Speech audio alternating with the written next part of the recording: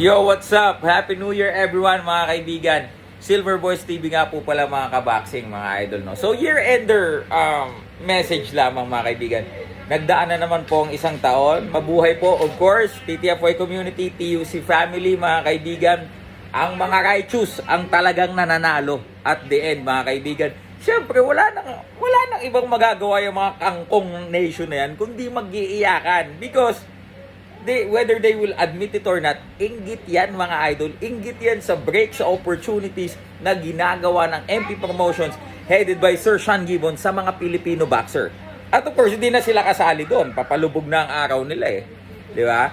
So all they can do is to cry. Well, mga idol, ang dami ding nagtatanong sa akin, SB, how do you handle haters? Mga idol, let me just tell you, lalo na sa Facebook, no? Mga kaibigan, inaalagaan ko po ang mga haters ko. Okay? Kasi pagka po medyo, di ba, nandito ka na sa industriya namin, kapag kasikat ka na din kagaya namin, maiintindihan mo. Di ba? Whether you like it or not, people will say something against you. Di ba? Best example nga dyan lagi si Senator Manny. Senator Manny walang ibang ginagawa. After ng laban, maglaan ng malaki para ipamahagi sa kapwa, sa mga kababayan niyang naghihirap. Eh may sinasabi pa rin masama ang tao. Nagbibigay ng tig 1,000 para sa mga talagang mahihirap nating kababayan. May masama pa rin sasabihin ng tao. Isa lang pong ibig sabihin yan. Kapag public figure ka na mga kaibigan, masanay ka na ang tao, lagi kang hahanapan ng anggulo. Lagi kang hahanapan ng mga flaws, imperfections. Now, the question is it normal? Yes. Nandito ka sa industriya na to. Halimbawa, social media ka, influencer ka, vlogger ka, o public figure ka, artista ka, performer ka.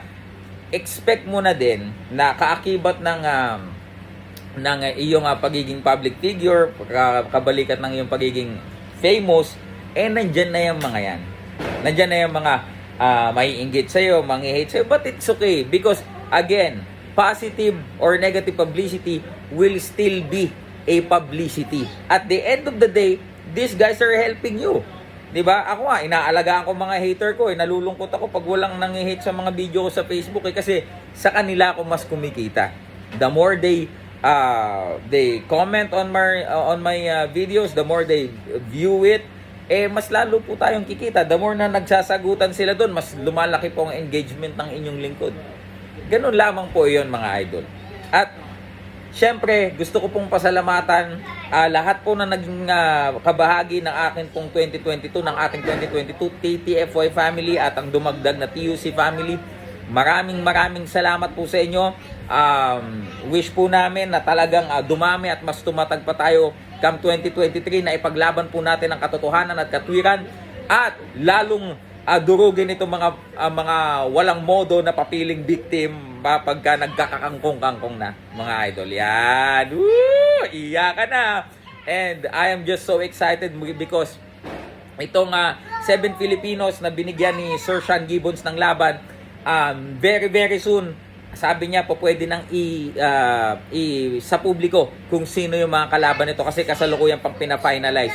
Meron pang mga dapat ito na yung kalaban pero ito pala yung magiging available na kalaban. So I'm sure pati kayo magugulat kasi ako nung narinig ko yung mga matchup talagang nakaka-excite lalo na yung kay Champ Mark Magsayo, kay Vincent Astrolabio, kay Raymart Gabalio, tsaka kay Marlon Tapales. Yan, magugulat kayo at may excite kayo kung malaman nyo kung sino yung kanilang mga makakalaban. And they will be fighting again for world title mga kaibigan, world championship early next year from January to May. Lalaban po yung 7 na yan. And again mga idol, Sir Sean working silently for our Filipino fighters.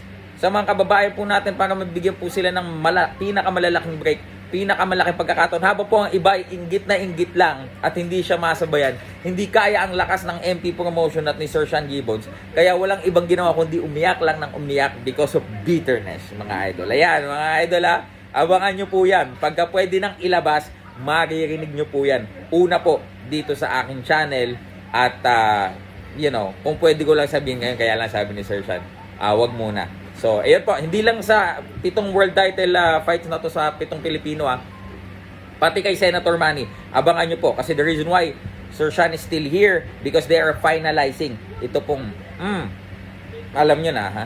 Ang sasabihin ko lang, hindi exhibition na laban. So, meron na kayong ideya. Alright, mga kaibigan, Happy New Year sa lahat. Belated Merry Christmas.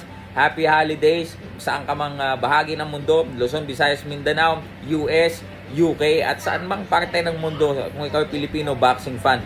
Mabuhay po ang mga lehitimong boxing fan. At PS, iyak po ang mga nasa kangkungan. Maraming salamat po. Enjoy po kayong lahat ngayong gabi. Kami po ay abala din magsiset-up.